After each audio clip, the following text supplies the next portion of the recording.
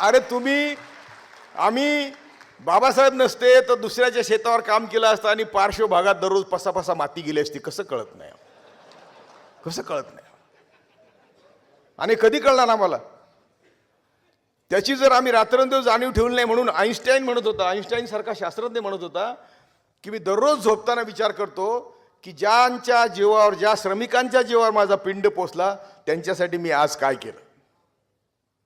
आम्ही सर्वांनी दररोज विचार केला पाहिजे की ज्या बाबासाहेबांनी, फुलेंनी, शाहूंनी, बुद्धांनी आमच्या ह्या व्यवस्थेविरुद्ध बंड केलं म्हणून आम्ही आज माणसं म्हणून इथं जगतो, त्यांच्यासाठी आम्ही काय केलं. आम्हाला विचारच करायला वेळ नाही. आम्ही इतके स्वतःमध्ये दंगलेले आहोत.